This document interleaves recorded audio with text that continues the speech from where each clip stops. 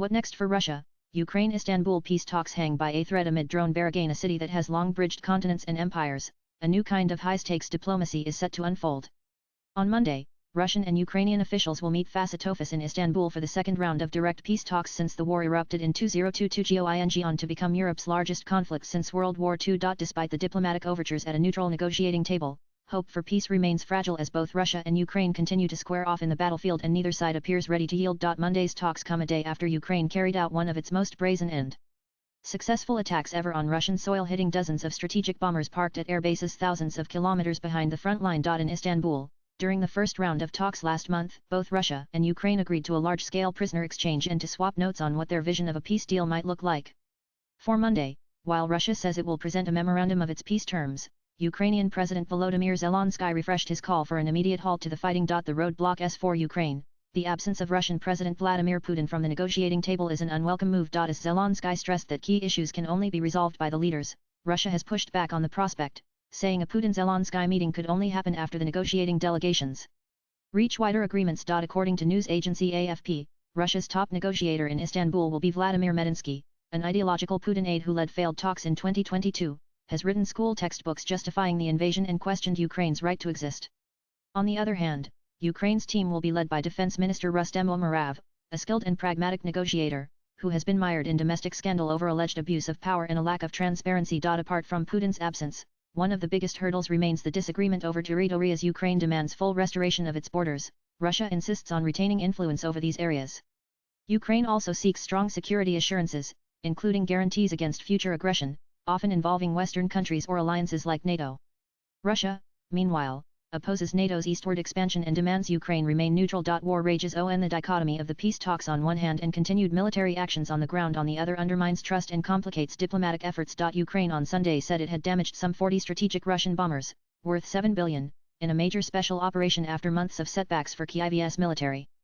Kyiv's security service said the plan, 18 months in the making, had involved smuggling drones into Russia which were then launched from near the air bases, thousands of kilometers away from the front lines. AFP reported. Russian troops have meanwhile been advancing on the ground, particularly in the northeastern Sumy region, where Putin ordered his forces to establish a buffer zone along the border. On Monday, Russia claimed that its air defenses intercepted 162 Ukrainian drones in a massive overnight attack across several regions. The new wave of drones targeted multiple cities and industrial facilities overnight on June 2, according to Russian telegram channels.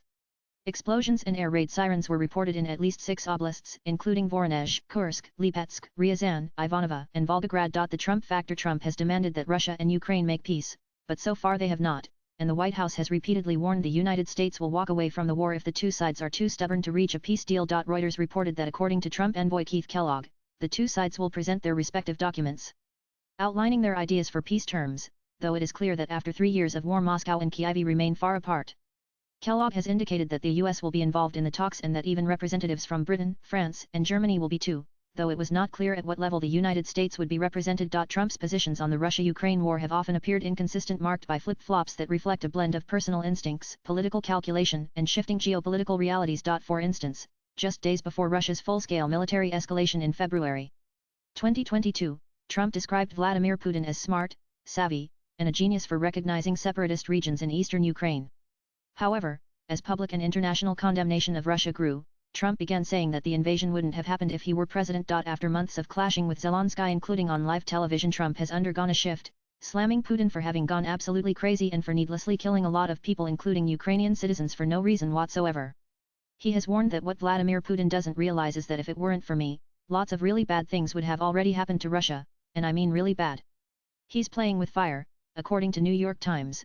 Trump told Zelensky and other European leaders that Russia and Ukraine would have to resolve the war themselves, just days after saying that only he and Putin had the power to broker a deal.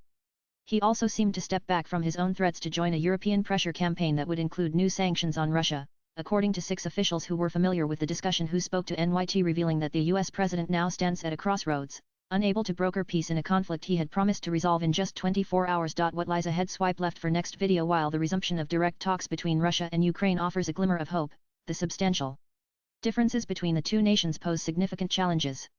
Ukraine's insistence on sovereignty and territorial integrity contrasts with Russia's demands, and the involvement of international stakeholders adds layers of complexity to the negotiations. Given that there is no easy solution to a war, What both Russia and Ukraine could agree to may be a continued military stalemate with high-level diplomatic pressure in the short term and potential for ceasefire agreements if battlefield conditions become unsustainable. Latest blogs